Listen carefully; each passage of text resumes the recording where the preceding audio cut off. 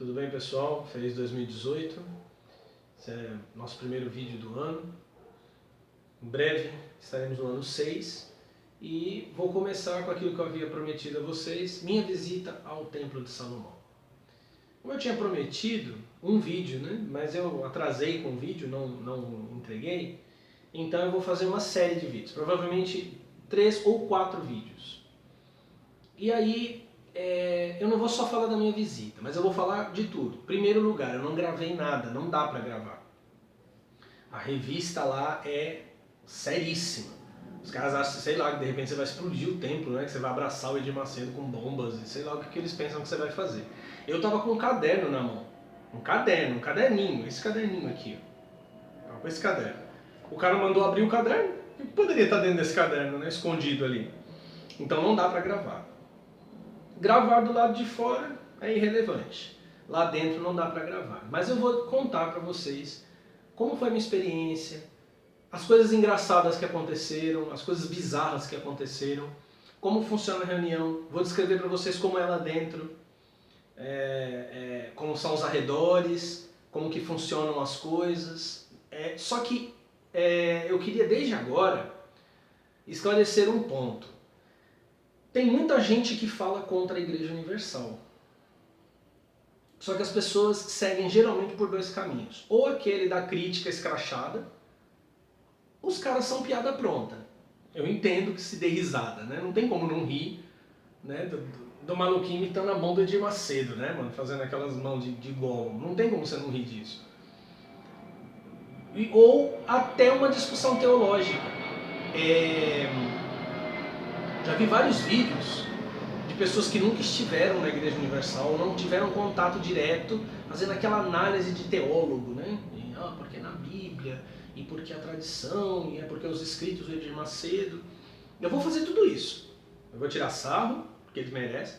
Eu vou falar teologicamente, mas eu quero falar mais que isso.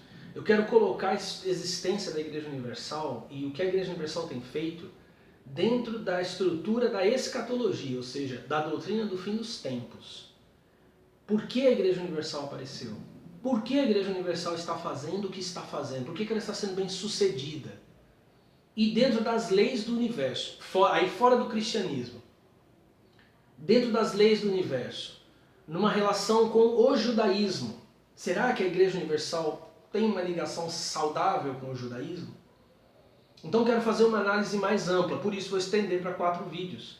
E num deles, inclusive, eu vou tentar explicar para vocês por que o templo foi construído. Tanto as questões espirituais, como aquelas mais canalhas mesmo, que as que o Smigol tinha na cabeça dele quando ele falou, vou fazer o templo de Salomão. O que ele estava pensando quando ele fez o templo?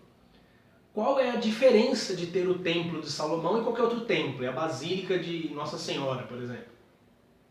Porque não é a mesma coisa. Na mentalidade deles não é a mesma coisa. E vou mostrar para vocês tudo o que acontece lá. Eu vou explicar, tá, nos próximos vídeos, mas ó, só para vocês terem uma ideia. Isso aqui foi tudo pego no mesmo dia. Isso aqui é um envelope da Fogueira Santa no Val de Jaboque. Isso aqui foi o que eu peguei ano passado. No mesmo dia, este para dízimo e este para oferta. Isso no mesmo dia. Agora, recentemente eu estive lá de novo, um outro envelope de oferta e esse saquitelzinho do dízimo aqui. Eu vou explicar para vocês todo o esquema por trás disso aqui e como que isso funciona, como que isso é introduzido na reunião, onde os caras querem chegar com isso, vou explicar tudo isso. Antes de entrar aqui, porque eu vou começar com os textos bíblicos, né? E no próximo vídeo eu vou contar para vocês como foram as minhas visitas ao Templo de Salomão. Antes de tudo eu quero falar aos evangélicos agora. Poucos leitores da minha página, ou pessoas que veem meus vídeos, são evangélicos. Mas agora eu quero falar aos evangélicos. É um novo recado para os evangélicos. Ainda estou esperando discípulos de Jesus Cristo evangélicos, ainda estou esperando evangélicos éticos que concordem com as denúncias que eu fiz em recado para os evangélicos. E que eles resolvam ir para a rua como profetas, porque deveriam ser profetas, para exigir do Ministério Público que investigue essas mega igrejas. eu desafiei os evangélicos em todas as partes do recado para os evangélicos. Eu não recebi sequer um e-mail, sequer uma mensagem. O que eu recebi foram mensagens e ataques. Ah, está endemoniado. Ah, ele odeia os evangélicos. Por que ele nos odeia o que nós fizemos para ele? Ouvi essas barbaridades. Ele não tem o Espírito Santo, por isso que está falando isso. Está falando de Jesus. Eu falei de Jesus? Falei de Deus? Eu falei de canalhas. De vampiros que estão enriquecendo e destruindo o Brasil. Eu falei que o problema não é PMDB, nem PT, nem PSDB. O problema são essas quadrilhas evangélicas que estão vampirizando o Brasil e manipulando partidos políticos. E que este governo Temer é um governo de continuidade sim, porque ele era vice da Dilma e por trás dele estavam os cordões das igrejas evangélicas, principalmente da Igreja Universal. Inclusive o senhor Michel Temer estava na inauguração do lado da Dilma e que estava do lado do Edir Macedo na inauguração do Templo de Salomão. Então eu ainda estou esperando você, evangélico, que não concorda com isso. Que vai dizer, não, eu não concordo e eu vou organizar pessoas aqui, pastores, líderes, e nós vamos pedir ao Ministério Público que investigue essas igrejas. Ao longo desses vídeos eu vou falar de todas as irregularidades envolvendo o Templo de Salomão e desde agora, irregularidades na construção, mortes que aconteceram ali dentro, acidentes que aconteceram ali, fazendo contraste com a tradição judaica. Porque o Talmud diz que durante a construção do Templo de Salomão nenhum acidente aconteceu dentro dele. Aconteceram acidentes no Templo de Salomão? Se aconteceram, então a gente já tem um contraponto interessante. E não adianta você me xingar, não adianta você ficar com raiva. E também não adianta você entrar no joguinho de estar perseguindo a igreja porque a igreja dá fruto, está com inveja da igreja. Eu não tenho inveja de ladrão, eu não tenho inveja de bandido. Se eu quisesse, e quem está me ouvindo, inclusive quem me xinga, sabe que se eu quisesse eu estaria num desses tronos de marfim aí, inclusive na Igreja Universal. Não tem como negar que isso é verdade. Se eu quisesse, eu estaria lá. Se eu quisesse, eu seria um bispo da Igreja Renascer. Propostas eu tive várias. Ofertas eu tive várias. Vem fazer programa de rádio comigo, eu lanço o teu livro, eu tive várias. Eu neguei, rejeitei todas. Quem me conhece sabe que isso é verdade. Então não vem com papinho de inveja. Não estou com inveja. Não tenho inveja de ladrão. Prefiro não ter nada do que ter enganando as pessoas e roubando. Então, menos. Não tem inveja. E a Igreja Universal não pode falar que está sendo perseguida. Na inauguração do Templo de Salomão, o vídeo que passou ali na inauguração chamou a Igreja Católica de Igreja Apóstata, que por 1200 anos espalhou trevas ao invés de luz. Isso aí está no YouTube, basta você procurar. Agora, na novela Apocalipse, a filha do Edir Macedo modificou o roteiro da novela. A própria autora disse isso, que estavam indo ao ar cenas que ela não escreveu, e estão tomando uma lavada na audiência, né, que é o mais legal, para dizer, para retratar uma igreja lá, que obviamente é a Igreja Católica, só não tem esse nome, né, acho que é a Igreja da Luz Verdadeira, se eu não estiver enganado, dizendo que é a igreja do Anticristo, fundada pelo diabo. Então, quando é no rabo deles, dói. Mas quando eles põem no rabo da Igreja Católica, das religiões afro, né? Afinal de contas, o senhor de Macedo não começou a sua cruzada com orixás, caboclos e guias, deuses ou demônios? Descendo a porrada nas religiões afro? Não tem todo dia uma ex-mãe de santo falando abobrinha na televisão? Quando são eles perseguindo, quando são eles difamando, quando são eles acusando, eles estão fazendo a obra de Deus. Quando alguém pega e esfrega na cara deles que eles são sujos, imundos e canalhas, está com inveja, está perseguindo. Então não estou com inveja, não estou perseguindo, e você, evangélico, que se diz amar a Jesus e amar a Bíblia, deveria fazer o mínimo. Deveria compartilhar no teu canal, deveria compartilhar na tua página, deveria estar do meu lado e não contra mim, independente das nossas crenças, porque isso é uma vergonha para você. Como eu falei no recado para os evangélicos, há anos atrás, a Conde de Sarzedas era um lugar em que você ia para comprar livro. Hoje é um lugar que você vai comprar produtos para a campanha, que é esse monte de penduricalhos que eu mostrei aqui. Então, dito essas coisas, apenas para contextualizar a minha fala nos próximos dias, o Evangelho de Marcos.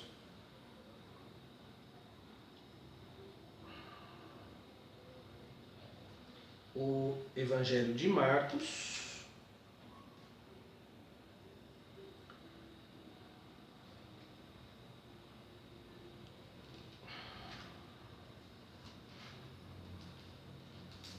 capítulo 13. Jesus estava cercado pelos discípulos, os discípulos olharam para o templo e ficaram maravilhados, igual as pessoas quando vão lá na porta do templo. Tiram foto. Ah, que coisa linda. Olha que construção monumental. Os discípulos falaram isso para Jesus. Não, Jesus, vem tirar uma selfie aqui do lado do templo. Olha que coisa incrível. Olha essas colunas, olha essas bandeiras. Olha que coisa maravilhosa. Jesus falou, vocês estão gozando com isso aí? Mano? Isso aí vai ficar pedra sobre pedra. Aí Jesus, nossa, como assim, Jesus? Aí Jesus subiu para o Monte das Oliveiras, de frente para o templo, olhando para o templo e começou a ensinar. E o que ele ensinou? Capítulo 14 de Marcos 13. Ora, quando vós virdes a abominação do assolamento, que foi predito, estar onde não deve estar, e aqui entre parênteses, quem lê entenda, ou seja, é um mistério. Então os que estiverem na Judéia fujam para os montes. Em Mateus 24, essa mesma passagem diz, quando vocês virem que a abominação da desolação, do assolamento, está no lugar santo. Porque foi assim que o profeta Daniel disse. Quando a abominação estiver no lugar santo, que era uma referência à profanação do templo que aconteceu na era dos Macabeus, na guerra dos Macabeus.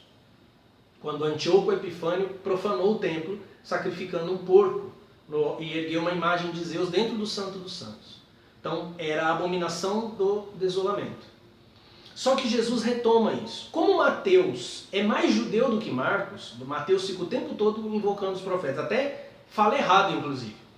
Tem um momento lá que ele confunde os profetas, que ele fala um bagulho que não está em profeta nenhum, mas isso é para contradições da Bíblia futuro, né? Mas ele, como ele é mais judeu, então, ele entendendo o que está escrito aqui, ele muda, ele se aproxima mais de Daniel. Então ele diz, quando vocês virem que a abominação da desolação está no lugar santo.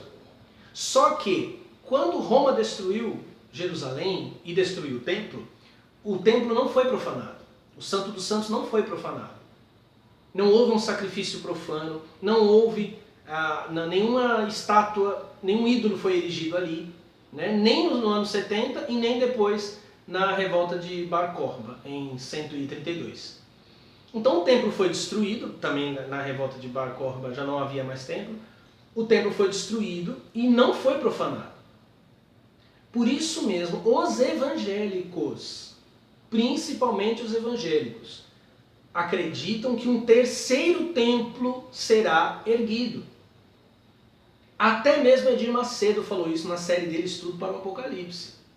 Um terceiro templo será erguido para ser profanado, para que ali aconteça a abominação da desolação. Um terceiro templo. Inclusive, uma série que foi muito famosa, no começo dos anos 2000, que teve filme, série de livro, Deixados para Trás. É reerguido o templo, para que o anticristo profane o templo. Acontece que Jesus se insere numa tradição que é uma tradição que rejeita o templo, que considera a existência do templo profana. Eu vou explicar nos próximos vídeos. Eu vou ter um vídeo só para falar de cristianismo e eu vou mostrar por que Jesus rejeitava o templo. Essa tradição, que os essênios também rejeitavam o templo, ela considera o próprio templo, que havia sido reconstruído por Herodes, uma abominação. Se é assim, e Mateus entende isso, por isso que ele ameniza e chama Daniel, né? Não é que o templo é uma abominação. A abominação estará no lugar santo. Mas se o templo é abominação, lembrando, Jesus está no Monte das Oliveiras olhando para o templo e predizendo o futuro.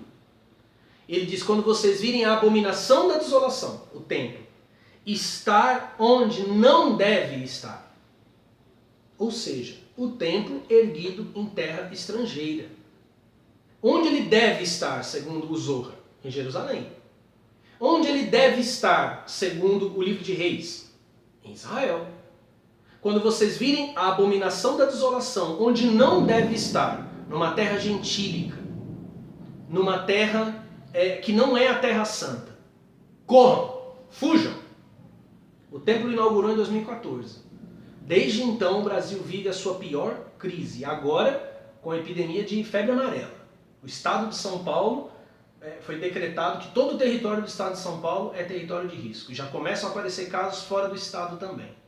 Desde que esse templo foi inaugurado em 2014, o Brasil vive a pior crise da sua história. E sem previsão de sair dela, enquanto pastores e líderes, mamando nas tetas do conde Drácula Michel Temer, continuam se dando muito bem. Para terminar esse primeiro vídeo, eu quero que você veja aqui comigo a Epístola de Paulo aos Tessalonicenses. A segunda Epístola de Paulo aos Tessalonicenses. Ele fala justamente disso, e é do que eu vou falar nos próximos vídeos. Capítulo 2 da Epístola de Paulo aos Tessalonicenses, versículo 3. Ninguém de maneira alguma vos engane, porque não será assim sem que antes venha a apostasia e se manifeste o homem do pecado, o filho da perdição. Eu defendo que é Edir Macedo, este homem do pecado, e seus pastores. Parece nome de um grupo, sei lá, de funk, né? Edir Macedo e seus pastores. O qual se opõe e se levanta contra tudo o que se chama Deus. Tudo. Tudo. Ou se adora, de sorte que se assentará como Deus no templo de Deus, querendo parecer Deus. Alguém vai dizer assim, não, Edir Macedo não fez isso. Ele fez.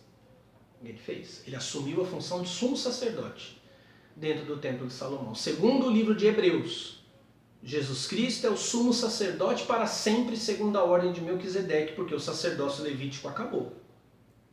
Edir Macedo, na inauguração, vestiu um talite, simbolizando que ele é o homem do pecado, porque o talite judeu é um compromisso do judeu em cumprir todos os mitzvot da Torá, os 613. Ele não cumpre, então ele está sinalizando que ele é um pecador, ele é um homem do pecado. E ele consagrou seus bispos como sacerdotes e os obreiros como levitas. Ou seja, ele reestruturou uma ordem que havia desaparecido. Naturalmente, inclusive o talite dele é diferente, tem inscrições hebraicas, tem cores diferentes. O kippá que ele usa é diferente dos outros. Quer dizer, ele está com um vestuário diferente para destacar-se como sumo sacerdote. Para os cristãos, Jesus é Deus. Então, se alguém ocupa o lugar de sumo sacerdote, ele está dentro do templo de Deus, querendo parecer Deus e se levantando contra tudo que se chama Deus, no candomblé, nas religiões pagãs, no catolicismo, nas igrejas evangélicas, nas outras igrejas evangélicas. Vou mostrar isso também na série de vídeos, contra tudo que se adora. Isso é muito sério. Isso é muito sério. Por isso Jesus disse, quando vir a abominação da desolação, no lugar que não deve estar, fujam, porque começou a batalha final. Porque o relógio final começou a correr. Ok? Então, aguardo vocês no próximo vídeo. No próximo vídeo eu vou contar como foram as minhas desventuras no Templo de Salomão. Que o ambiente não é nada acolhedor, não, eu senti paz ali, só se já morreu. O negócio não traz paz. Vou falar isso para vocês e também nos vídeos seguintes vou explicar por que o templo foi erguido, qual era a intenção, aí, tanto a espiritual como a intenção canalha mesmo do Smigol Gospel. E diante do judaísmo e diante do cristianismo, qual é o papel desse templo? O que significa existir e haver esse templo? Então, me aguarde, fique de olho, espero que você tenha gostado. Namastê.